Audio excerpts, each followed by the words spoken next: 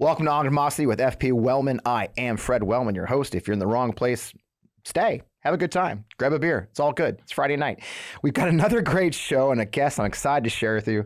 But clearly, the news out there is crazy right now. And look, I don't know if you saw the show a couple weeks ago. We were joking with Christopher Titus, the comedian, that trying to write a script, shoot a show, and get it up before the news overwhelms you is virtually impossible. You're not shooting live. And I think I've actually had live events go awry when the news come out. I was on a Zoom when Trump got indicted, for God's sake. Having said that, a lot of people are saying that, obviously the biggest news is about the indictment and, of course, the arraignment this week. There's a lot going on there. But a lot of folks, a lot of professionals with air quotes I'm doing, if those listening at home, are saying this indictment actually strengthens his support in the Republican Party and the general election. Now, we can agree to disagree in that assessment. We're starting to get some surveys and some polls that give windows in these things.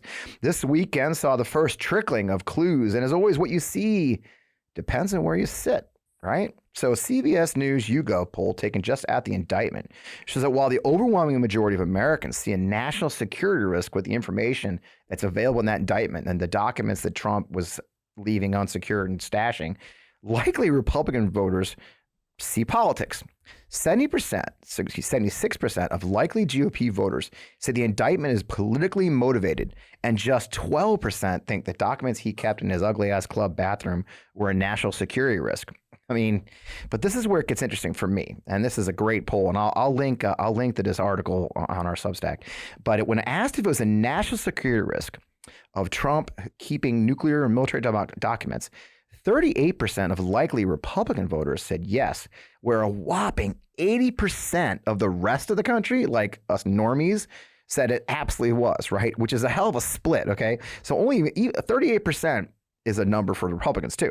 Now, Trump is currently polling at 61% among likely Republican primary voters, with DeSantis trailing at an anorexic 23%. Though he remains in contention. There's others. Well, there's like 6 different questions in this poll, and I'll send you the article, but it's really very interesting. But this is very little change, okay? Since the opening days of the campaign, I think we did a bit on MeidasTouch about how DeSantis' number actually took a fall. It's pretty amazing to launch a presidential campaign and do so badly your numbers went down. But that's Ron DeSantis. The better you get to know him, the less you like him. So, and having said all that, it does not necessarily make him a stronger candidate, but it hasn't hurt him that much of this base. But once again, is his base big enough? And I'm not convinced they are, right? Look, as we've said before here, we peeled off the coalition that opposed Donald Trump in 2020, peeled off 4 to 6% of Republican voters that voted for him the first time, the normie Republicans. I just don't see them coming back to a guy with 70 plus federal charges against him, or criminal charges. Anyway, fascinating day as always to start the show off, but man, have I got a great guest talking about bigger things. Again, the show is called On Democracy, and this guest is one I've want to have on for a while because On Democracy is his damn thing. So without that, we've talked a lot. Let's get on with the show. Matt, throw the music.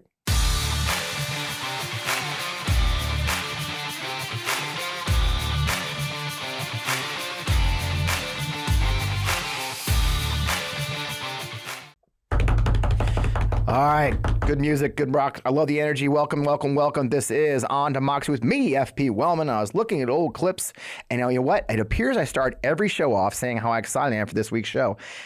And I am. Matt, don't be nodding back there. I see you. Matt's nodding.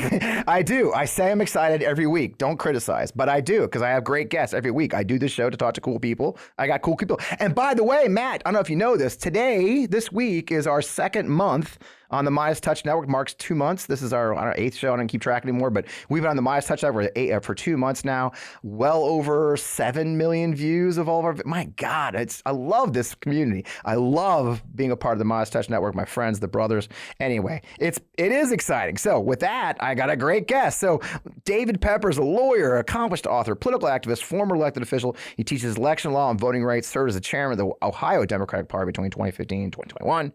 I love this bit, though, David. During law school, he was named most likely to be president of the Cincinnati Board of Tourism. And where, by the way, he actually ended up serving on their city council. Obviously, they got you right on that one. But really, we're here today because his acclaimed books, Laboratories of Autocracy, and his new one, which we'll throw on the screen, Saving Democracy, A User's Manual, detail the risk of anti-democratic statehouses posed to our democracy. Now, you've probably seen his popular whiteboard talks on social media, on Twitter. He explains the machinations of those who oppose democracy and how we can push back. And if you haven't, you just really need to. And we'll put out his Twitter handle at the end here. I had the honor to work with him on a really cool project I'm sure you'll hear about later in the show. With that, David, man, brother, welcome to the show. It's so good to have you here, man. Thank you. It's great to be with you. Congrats on your anniversary here, a couple months in at least. Yeah. It sounds like it's going great. No surprise, but I love the audience too, and I'm so glad you're part of it. Me too. I tell you, I just love. I worked with the brothers during the campaign, and we did their podcast. They did mine. We hung out a lot, and I love the community they've built. So it's just such a privilege to be part of the MeidasTouch Network. You'll see. I joke on the show a lot that I'm sure you can actually read the comments on this show. It's Awesome. So make sure you do. And folks, remember to comment and say hi. I am reading them. I'm got crushing self-esteem issues. I read your comments. Hey, having said that, now I just as we're getting ready to tape, you did I caught one more of your new whiteboard videos, and you talk about. Well, actually, it goes right to what I talked to at the top of the show, David. It talks about the prosecution of Trump and the insane GOP primary. And it's going to take a lot of our attention, right? It's going to take a lot of our time. But that's not the fight, is it? I mean, you make a pretty good point. What's your take on that? My take is these things are really important. Yeah. We need Trump to be held accountable for breaking the law. Yeah. The primary is going to be what it is in the GOP side, but the trap of this very high voltage coverage of all that is that we all sit around and watch it, and we think that's where democracy is being determined. And if you go back to my original book, Laboratories of Autocracy, the new one, the truth is the front line attack on democracy is not the GOP primary. And it's not the prosecution of Trump. Right. It's that gerrymandered state house all over this country that is attacking voting rights, gerrymandering, passing extremist bills. And that's the bad news. Right. The good news is because it's in those state houses and not in some swing state somewhere or not in D.C., and it's not only Jack Smith's DOJ, where you can't do anything anyway, where it's being attacked, there are also numerous opportunities for every single listener, every single viewer to make a difference fighting back. So rather than just watching the things that we have little we can do about, that have less in the end role in shaping democracy, look at where democracy is truly being undermined and know that there's actually work you can be doing right now, all the way through the next year to fight back. If we do that work well, not only could maybe Trump be in the end charged and sentenced, and not only do we have some primary happen, but we also save democracy in the process. If we sit back and watch these other things and don't engage where the front line of democracy is, we lose. To put it differently, do you think Steve Bannon is stopping his work to watch the Trump trial? No. Do you think he's stopping recruiting election deniers to be election observers while the GOP primary plays out? Of course not. Just like the Ohio Republicans aren't stopping their attack on the Ohio Constitution. If they're not stopping, because that's their front line, we can't stop either. And so that whiteboard walks through that reality. And then this book we're going to talk about tells you all the things you could actually be doing right now, all the time, to lift democracy wherever you happen to live in America or overseas for that matter. I love it. And that's something we talk about a lot in the show. And of course, our audience talks a lot about is what can I do? Put me in, coach. Where can I do that? And what you just described is all local things. It's not happening in Washington. It's not happening. It's happening in Ohio. I mean, Ohio, like you said, it's an election in August, right? That they're trying to peel back the number of people it takes to pass a constitutional amendment. It's remarkable the work they're trying to do to try and sneak them in. Just like we just saw in Kansas, what was a year ago, where they tried to sneak through the abortion amendment by putting it on the ballot during the primary in the summer.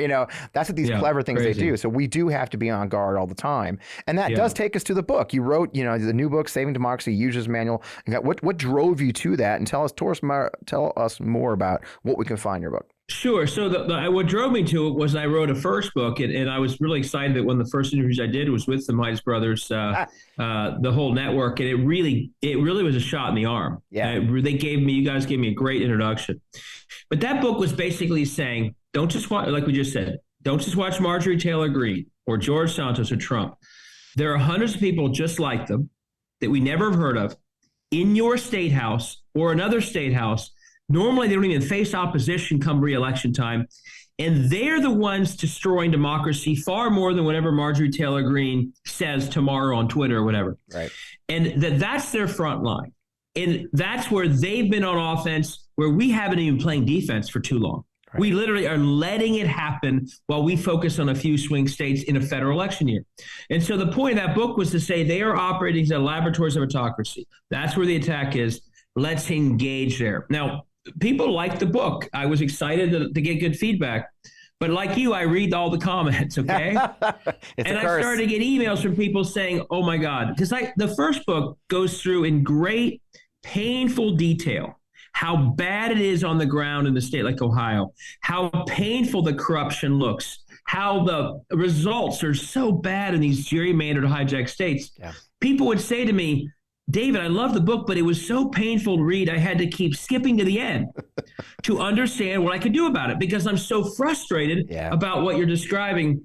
So basically that compelled me to write a book that skips to the end. So this book basically is saying, okay, if you want to read all the dark reality of what's happening in these gerrymandered, unaccountable, extremist state houses where their front line, the Koch brothers' front line, attack democracy exists, there's a great book. It's called Laboratories, Autocracy. But once you understand that reality, and we better understand it because it's why we're losing. Yeah. Once you understand that reality, then here's every specific thing you can do to fight back. And what I've observed since I wrote the second book is that narrative that we have told ourselves that everything's about a certain number of swing federal elections, mainly senator. It's disempowering to the average person because they don't live in one of those places. Right. They're in a blue state where everything's, they're going to win, or they're in a red state where they're going to lose. And so they think, well, I hope John Fetterman wins, or I hope Warnock wins, but I'm stuck. I can't do anything about it. So it's it's not only a false narrative because democracy is under attack everywhere. It's a disempowering narrative because it makes people think there's nothing they can do.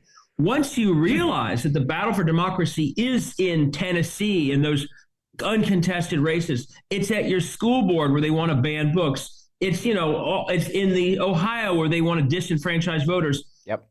The good news from that bad news is there's so much you can do wherever you are. Right. And I walk through the book, case studies, organizations, individuals just like you who decided to step up and run in a race that had never been contested in years, for example. And I start to show the difference that people doing these things can make.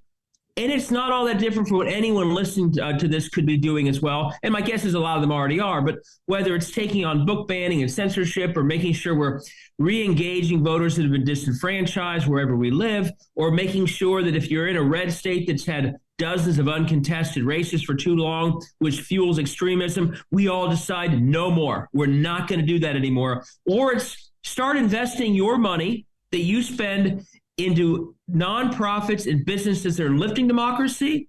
No more spending money with people that are sinking democracy. Figure out who they are, spend accordingly. So it goes through all these, it's trying to be a user's manual, hopefully kind of like your show, a little spicy to read so you'll get through it. But in the end, this is saying to anyone, if you care about this stuff, don't just watch and listen in frustration.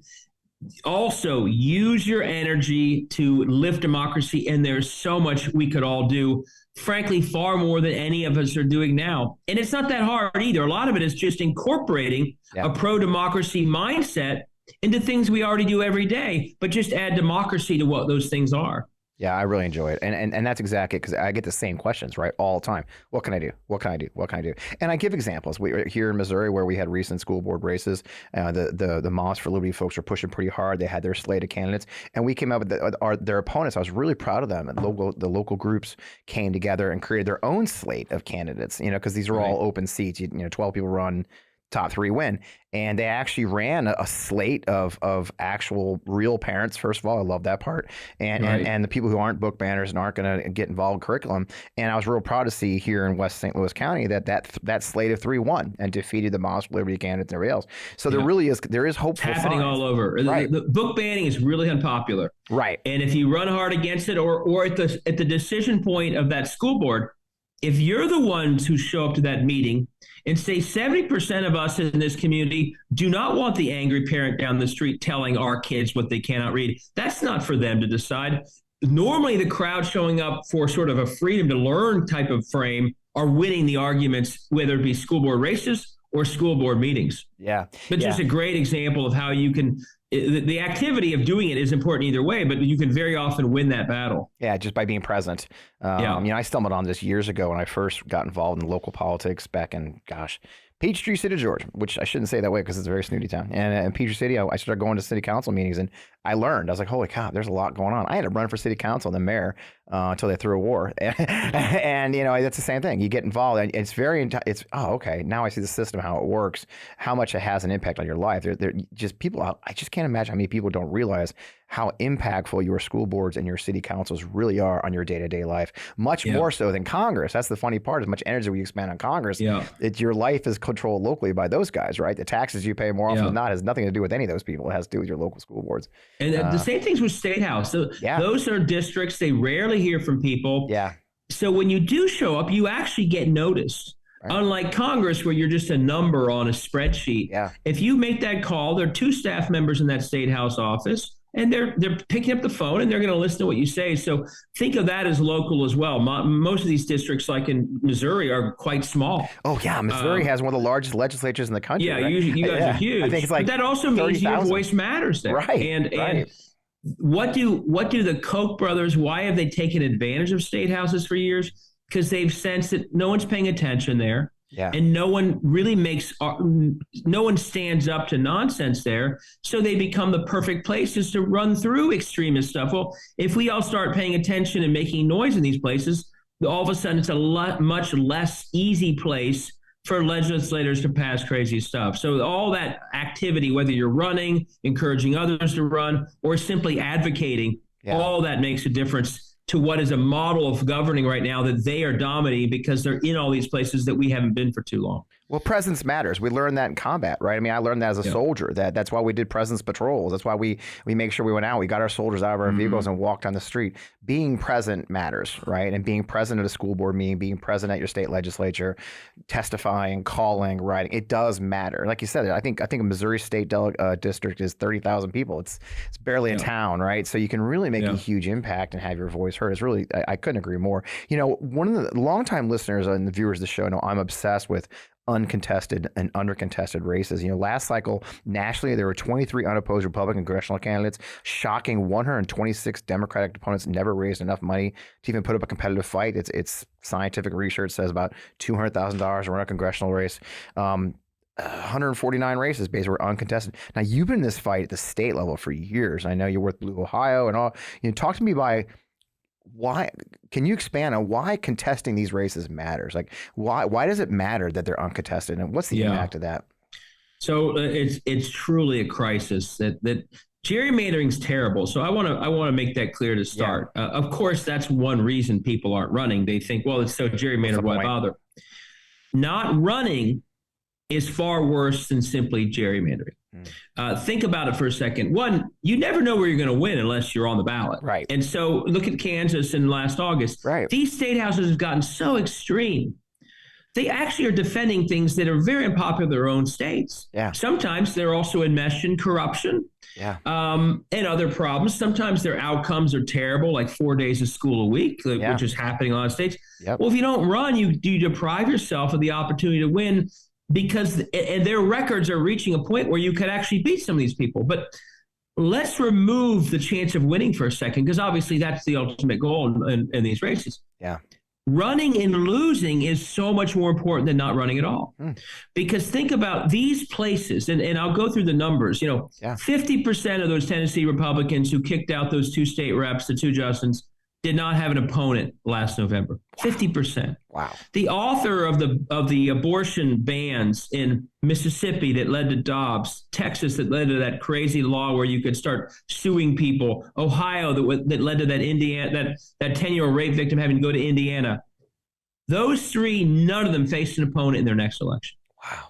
They turned the country upside down with their toxic laws, but in their own district, they don't even get challenged. Wow. You start to add all that up, and that is why the extremism is so bad. Yeah. And you know this from your own politics, if you don't face an election in the general at all, in Texas, they literally call it canceled. If your election is canceled, then every incentive in your path in politics is to be an extremist. Yeah. Because you only worry about a primary. You never worry about accountability in general election, which means you never worry about a threat from the middle. You only worry about a threat from the far right. And so basically by not running, we are incentivizing extremism, and we're taking away any incentive these people feel to actually be more reasonable. For example, those 50% of Republicans in Tennessee, to vote to keep the two Justins would have been a risk for them, because that's how they worry about a primary, right? Right. Oh, you voted with Democrats to keep them. We don't like you. You're a rhino. You're gone. So they're rewarded in their political system by being extremists and voting like that. And if we start running against people, again, even in tough races, we start to bend the curve the other way, that there's accountability they face more from the middle than just from one side. The other thing is, it's not only accountability, it's also basic transparency. The crisis of our state houses, the reason the Koch brothers and ALEC, that one national organization, love state houses, is no one knows what these places do. Right. They can't even name their state rep. Well, what's the one moment in time where people focus on a body of government? An election. Right. If you're not even knocking on doors or sending a flyer or going to the forum or the debate to discuss that crazy incumbent's views and agenda and legislative record, no one's ever going to hear about it. Right. And so that's why we have an entire world. And here's how bad the numbers are. More than half of the Oklahoma Republican reps, no opponent last election. In many states like Texas and Georgia, I think it's 30 to 40%. Tennessee over 50.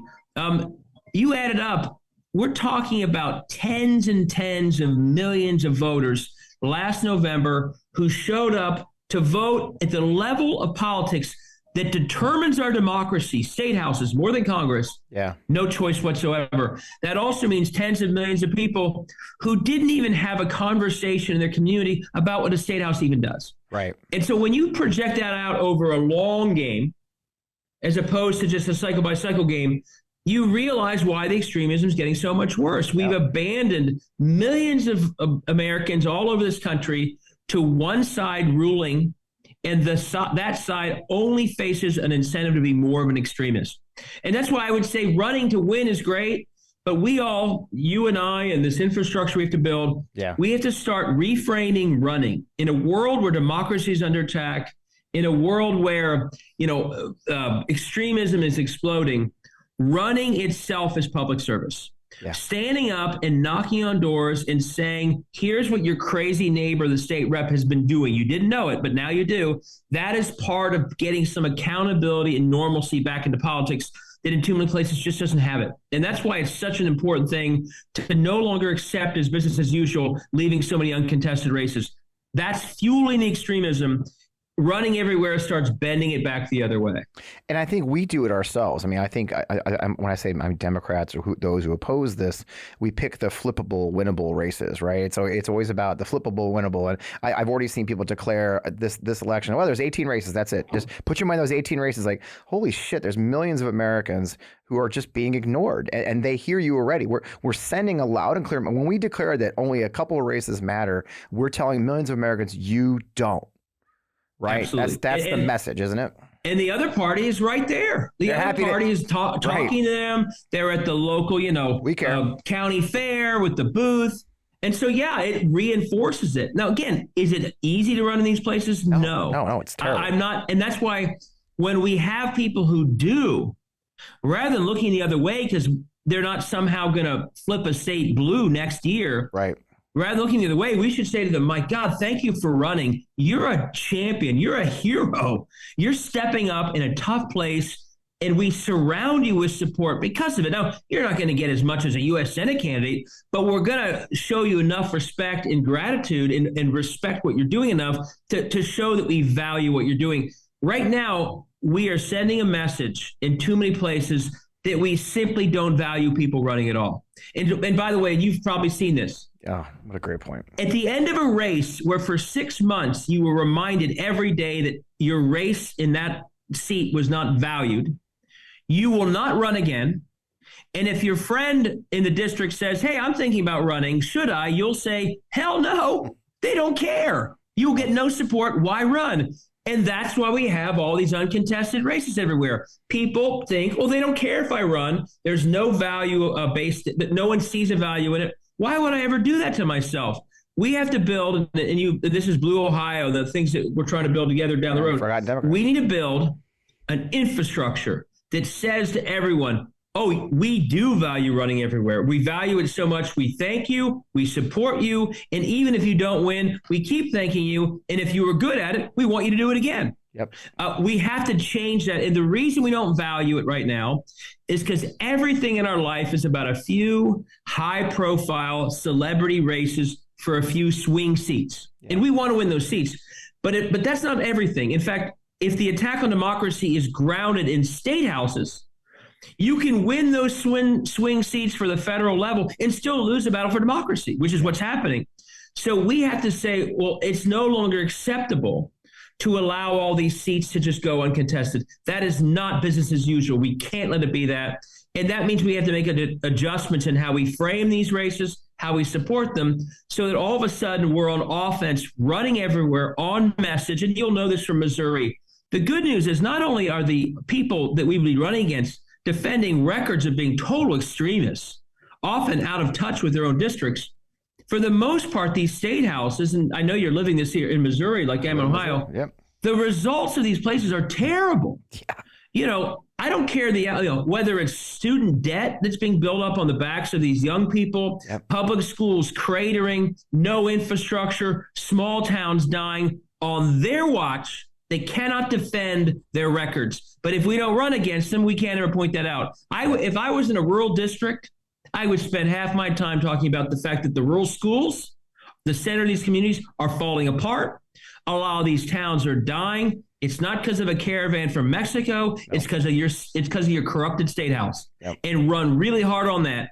And you may or may not win, but you'll start to get some people listening if you're connecting it back to the issues that are frustrating your neighbors and friends. And those issues in almost every state that they have hijacked through this intense gerrymandering. Yeah. Almost every state, I will show you results that they cannot defend. We had John Nichols on the show a couple weeks ago from Wisconsin, and he talked about the Supreme Court race there, and what Judge Jan Petusiak did very well was she ran ads on rural radio on the hit, because totally. I know Ohio's the same way as Missouri, that rural radio matters still, and she ran. It's ads. A great buy too. It's a cheap buy. A lot of money. You can blitz the play. I love rural radio. Blitz it. Yeah. So but tell them, hey, look, it isn't the 4 kids who play sports. It is not the 4 transgender kids in the history of our state that are playing sports that's destroying this country, the state. It is the fact that our downtowns, go downtown right now. What do you see in downtown, fill in the blank? Nothing, because that's what we've gotten from our state house. I mean, you can make the case very. And by the way, in some places, you don't have school on Fridays anymore. Right, because they what do you do with that? Or you're paying $500 for Joey to play football when you didn't 4 years ago because they defunded everything. Yeah. So there are real issues, and what's so good about those issues. By the way, why do we have a Democratic governor of Kansas? She ran only on schools for a year. She won. She's now in her second term. Yep. I don't care where you are, but especially in rural parts of this country, that school is the center of the entire community. And if that school disintegrates, the center of that community disintegrates with it. And so I think there are really potent issues that people around their kitchen tables are talking about. The Republicans know it. Yeah. They're still doing it because some private player is paying them to do that up in their state house. Yeah. But you can go right in there and grab those voters if you're talking about the right way, because you'll be tapping into their frustrations about the fact that they got to figure out what to do every Friday because they don't have school anymore that obviously has their kids occupied. Yeah, I think it's a great place to pause. We got some incredible sponsors of the show this week, so we'll let them say hi for a minute. As you know, I have a big family, and that means there's usually a lot of garbage left over by the end of the week. And frankly, I used to feel really guilty about it, but then I got a Lomi. Now that I have a Lomi, it's changed the way I think about my food waste. Lomi transforms my garbage into gold at the push of a button. Lomi is a countertop electronic composter that turns food scraps into dirt in under 4 hours. Now I love composting. Plus, it's made cooking at home even more fun. There's no food rotting in my garbage smelling up the kitchen. Thanks to Lomi, I only have to take out the trash like once a week, and it's hassle-free, mess-free, no more leaking bags. So here's something cool too. I turn my waste into nutrient-rich dirt that I can feed to my plants, my lawn, and my big garden in my backyard. That means it's not going to landfills and producing methane gas. I get to help the environment, and that makes my life easier. All my food scraps, plant clippings, and even those leftovers I forgot in the back of the fridge go back into my garden. Help me grow more nutritious food right in my backyard. I learned recently that food waste makes up a huge portion of our personal carbon footprint. So by reducing the amount of food I send to the landfill, I'm helping to do my part for the planet while also feeding my garden.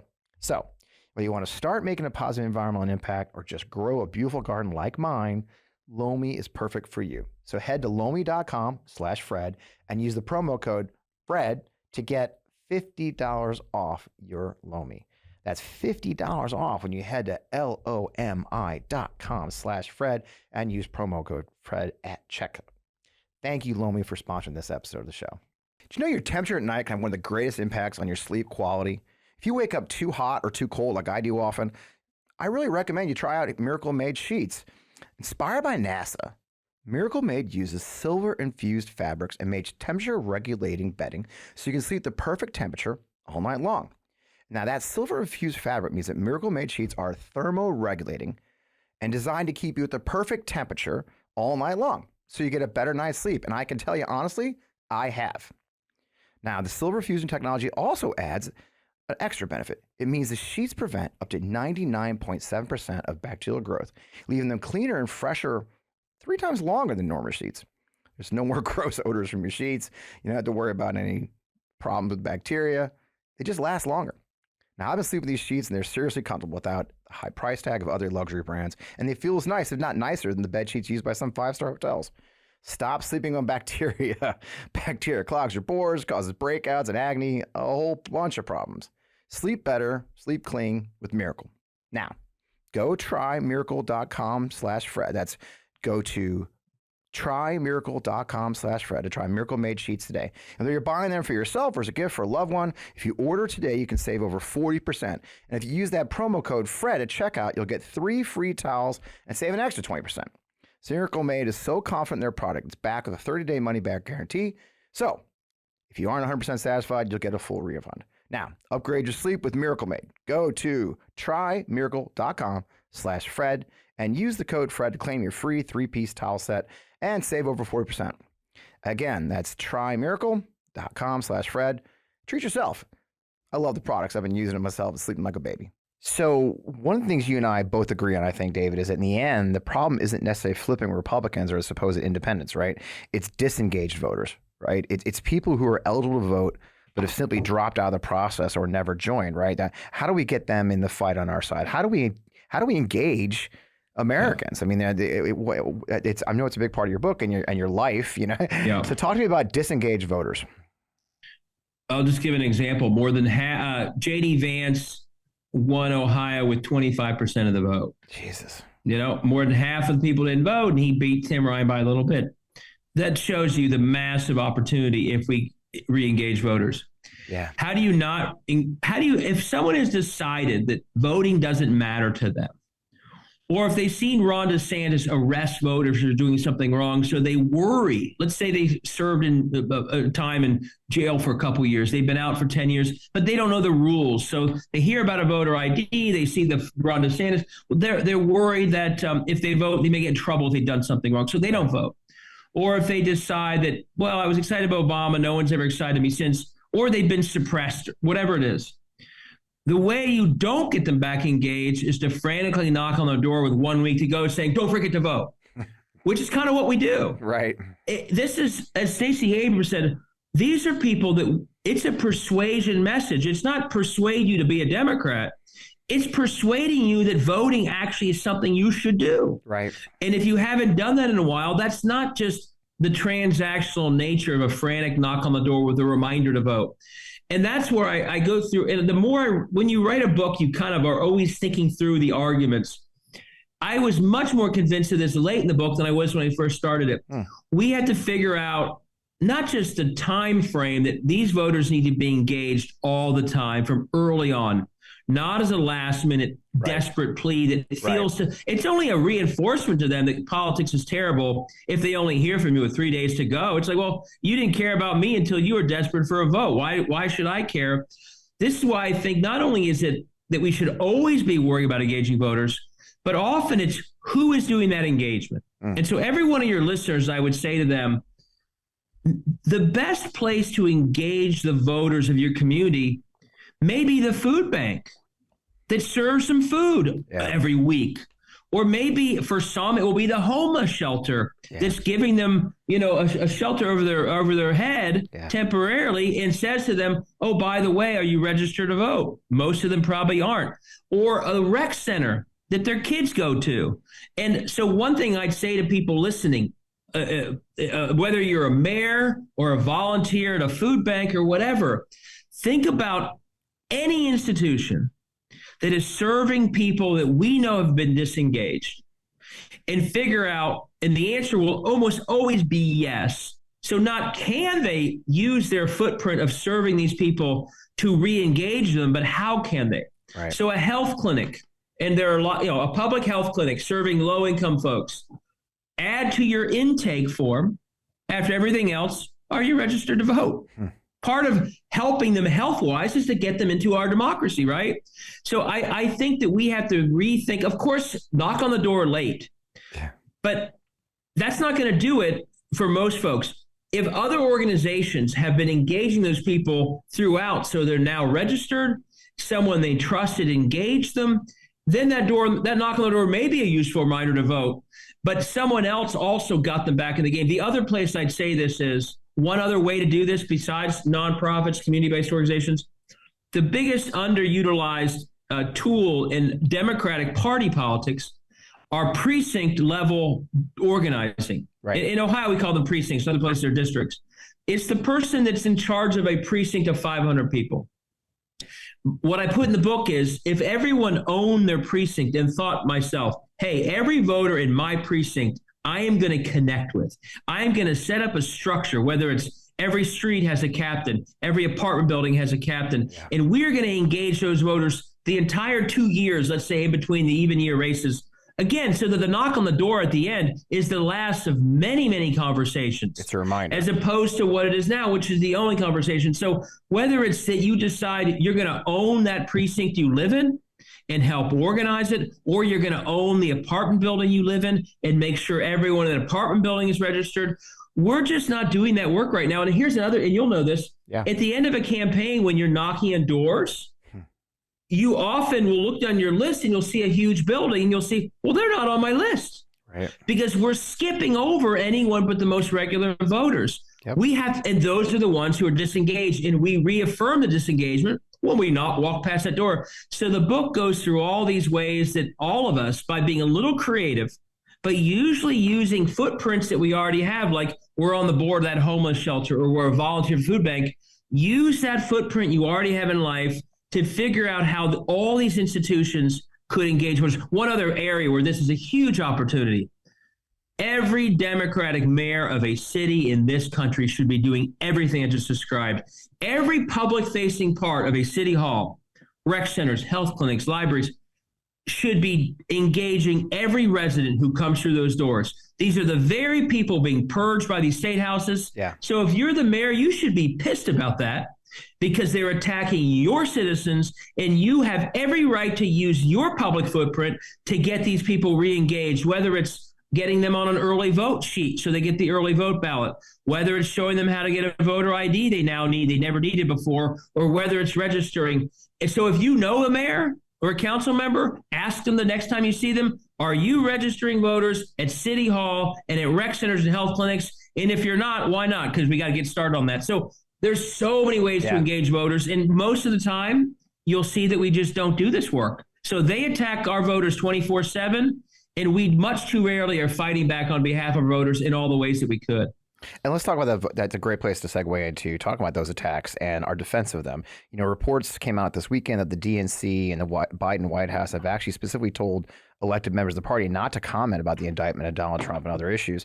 One of my constant frustrations that I mentioned on the show, especially with the Democratic Party and the apparatus, if you will, is their dismissal of what they derisively seem to call culture war issues, right? You and I both live in red states and see the damage these attacks are causing. I just mentioned here in Missouri, Governor Parson signed 2 bills very triumphantly this week, banning gender-affirming care essentially for kids and transgender sports participation for specifically only for transgender women. So why do you suppose so few of the Democratic leaders and our fellow pro-democracy advocates, for example, see the danger in these movements, these attacks, as you mentioned, they're attacking our voters here. I mean, what's your take? I mean, why do they not see the danger? Is it resources? Is it a lack of understanding of what we're facing in these states? Is it what's your well, sometimes so I go through this in the book. The thing to always remember is the reason they're attacking democracy, the reason they gerrymander, the reason they're moving that threshold in Ohio or trying to 60% the amendment Constitution. Yeah. They know that they are the ones in the minority on almost every issue. Right. Abortion bans, no exceptions, is something that 10% or fewer of Ohioans agree with. Wow. That's their policy view. So never forget that, because sometimes this advice, get off the culture war issues and move to something people are really talking about, actually, they're the ones who support an issue that only 10% of Ohioans agree with. Right. Don't let them off the hook. Run it to ground. Take it to its most logical extreme. Who did that very well, as much as it was a challenging election for him?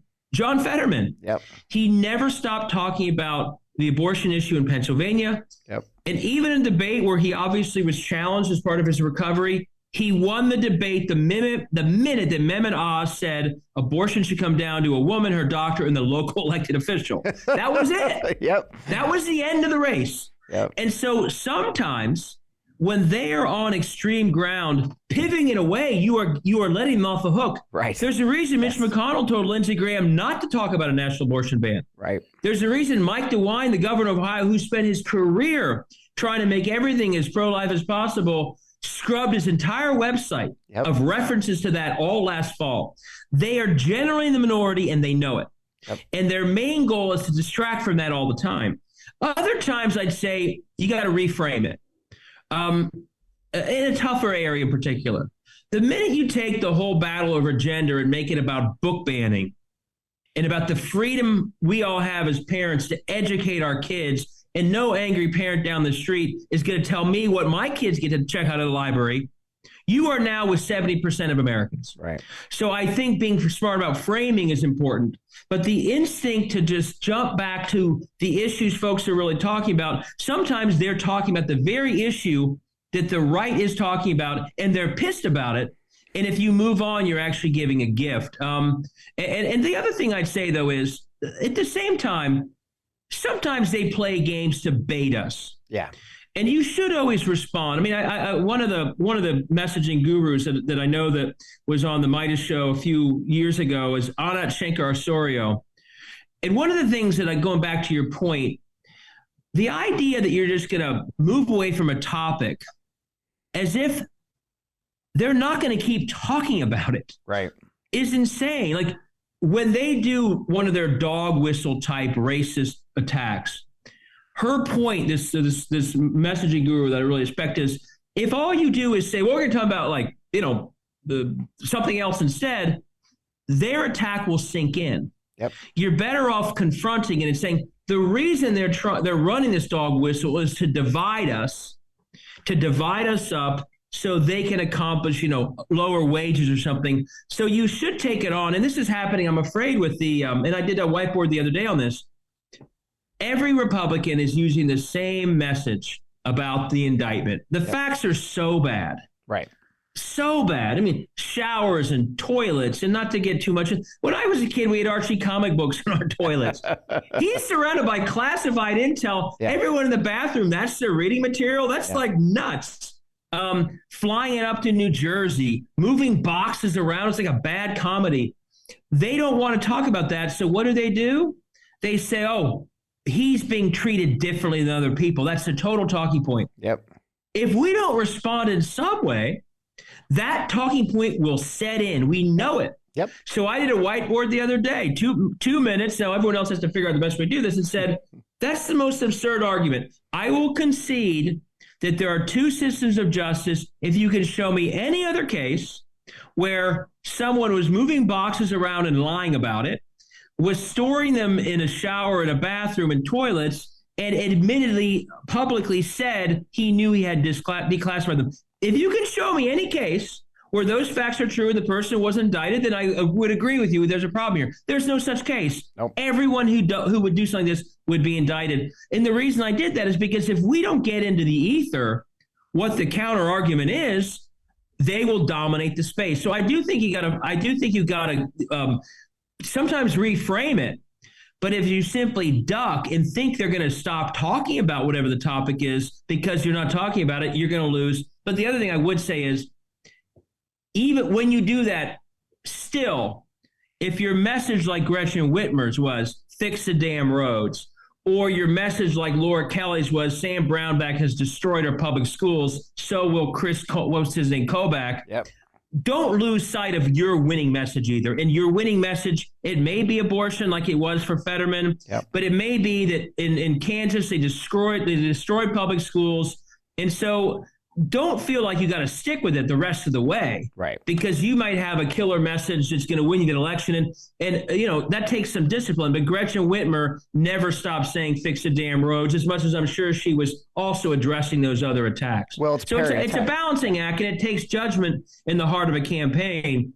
But don't pivot automatically because you may be on winning ground already. Yeah. But also, if you've got a killer message on public outcomes that are horrifying to people, don't move off that topic either. Well, it's parry and attack. I mean, it's parry and attack. Exactly. It's just like us. You don't just sit on defense. Once you've been attacked, you defend and then you counterattack. It's the same. It's the same thing. And right. My frustration is they're like, well, we'll just ignore the attack and just do this attack over here. And I think one of the I'll never have James Carville on the show, but the old canard of it's the economy stupid was one of the dumbest things. I think that's poisoned so much of our side. We've got to go back to the economy. Okay, it was the economy stupid in that race. Okay.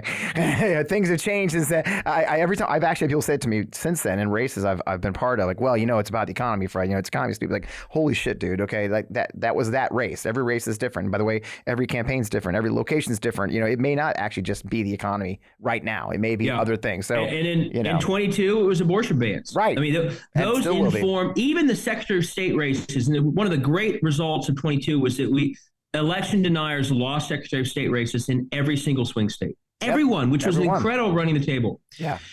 And even there, if you look closely at the ads that were run, Dobbs and abortion bans became a perfect sort of example of what starts to happen when you lose your democracy. Right. And so those extremist candidates also being tied into the Dobbs outcome, which was so horrifying to people, really changed outcomes. So yeah, I agree. It may be the economy sometimes, but in that case, the people who ran with the very tough on abortion ban message, Fetterman, Whitmer did the same thing.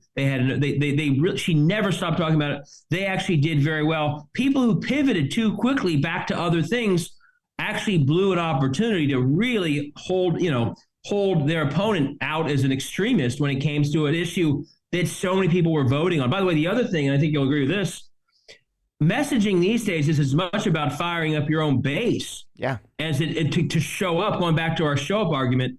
If you milk toast every message to avoid these topics, you're not giving anyone a reason to show up. There you go. And so they hear the moderate message where you split everything in the middle, that you didn't say abortion was at stake or your right to choose your own reproductive freedom. And so they think, well, I never heard that, so it wasn't as meaningful to me. And your milquetoast message did nothing for me. So if so much of these elections are coming down to whose base shows up.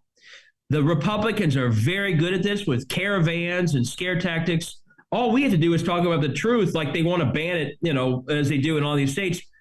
But if you don't talk about it because you think it's too polarizing, you literally hurt your own turnout and then you lose. Well, that's it. That's that back to the disengaged voters, and I'll let you go. It is exactly that. We've got to fire them up, and we've got to show teeth. We have to fight, right? And that's what I hear. I hear that constantly.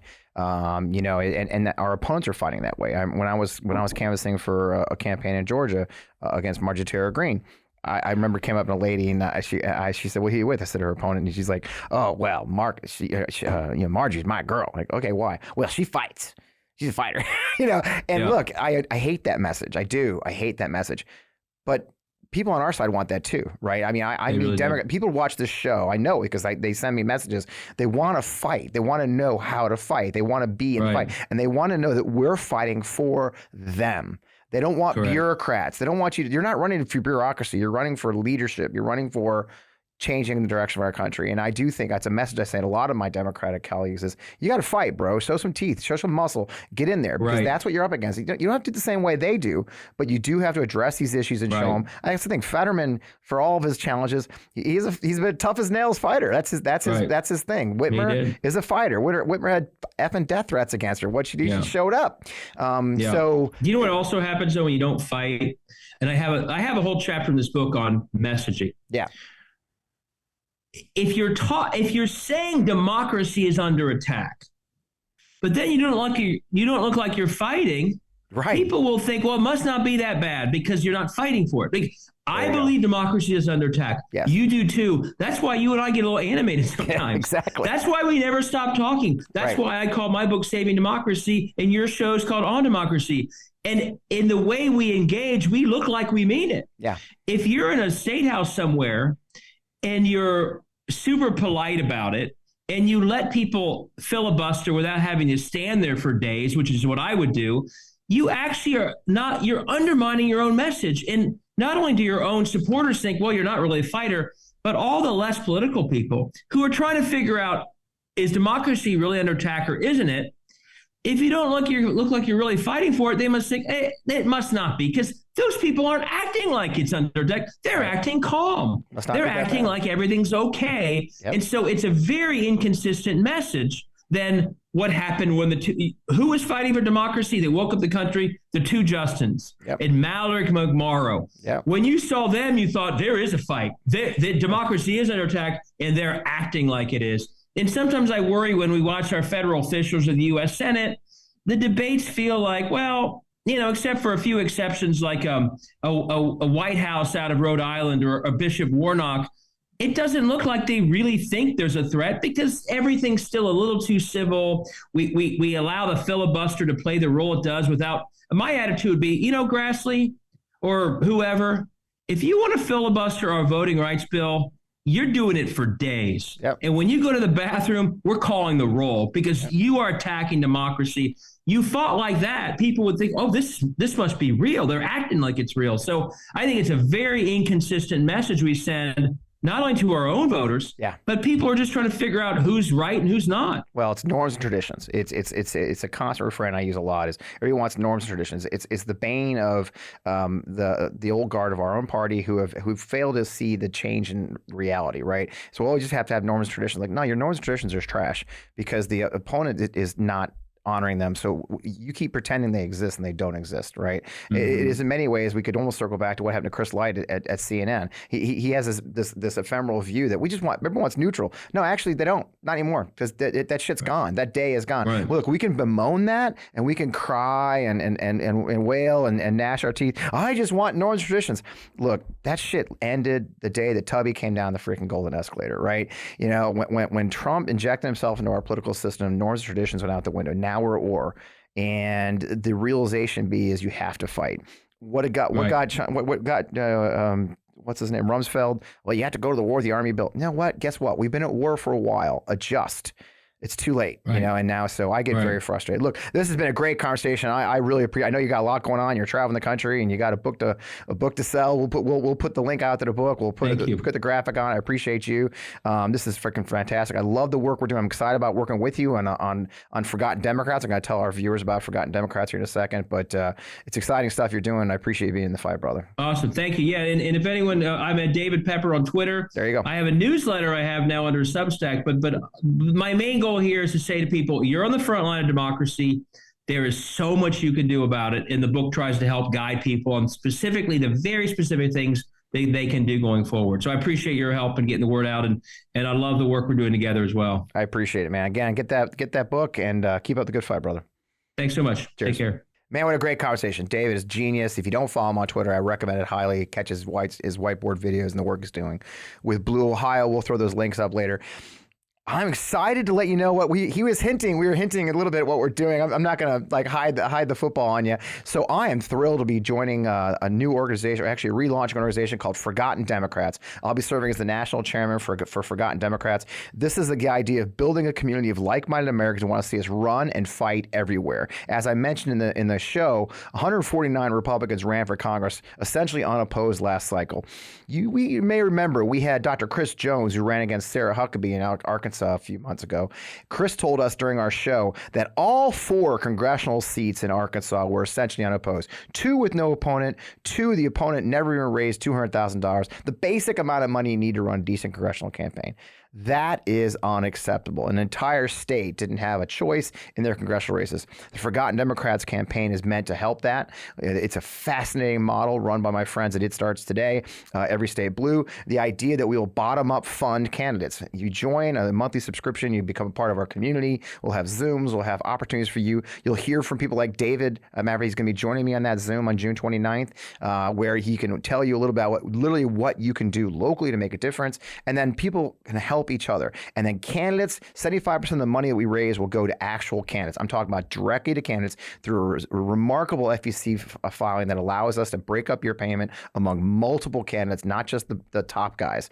In other words, candidates who really actually need a little bit of money and do a lot with it will get that funding. Another 25% will go towards helping them win, mentoring, shared services, helping them be a more efficient, effective, and a coordinated campaign. So I'm very excited to be launching Forgotten Democrats here in a couple of weeks. There's a really easy way to find out more information. If you want to do it, I'd love you to do it. It's so simple. You simply text Fred to 33777. Go on your phone, dial up 33777, text the word Fred. It'll walk you through how to sign up for our email list. You'll get announcements about what's coming. I'm not going to bug you for money. We're not like that. We're going to tell stories. I love this partnership. I love the organization. I love to work with my friend David Pepper, my friend Jess Piper here in Missouri, and the folks at Every State Blue. I think you're going to love it. So again, that's text Fred to 33777. You can learn about our upcoming launch and the work we're going to be doing. I'd love to have you guys join. People ask me all the time, what can we do, Fred? And I really like the organization Forgotten Democrats because we're going to do something for a change. So it's a great show. You can, as always, you can join our growing Substack community. It's fpwellman.substack.com. I got some cool stuff we're doing for subscribers now. We had our first private Zoom. Just a few people joined. We had a great time talking stories, telling stories about my background and the topics of the day. While we were on our Zoom the other day for the Substack community is when the indictment came down right in the middle of it. One of my friends and followers told me about it just as we were on TV, on the Zoom. You can always find me at FP Wellman. You can find me on Instagram at FP Wellman Official. All the show feeds are on Democracy Pod. We have great sponsors. Again, we're on the MeidasTouch network. You can find us on Apple, Spotify, Google, Amazon, everywhere you go. I mention it a lot now, but I'd love you to do a review or just a share with your friends and family so we have more people watch the show. It matters to me and it matters to the algorithm that you like our show, and we'll spend some time with us and share it with your friends. In the meantime, the fight for our democracy continues. I appreciate your support. I appreciate you being part of our community. I look forward to hearing from you. Let's see you again next week here on Democracy with FP Wellman.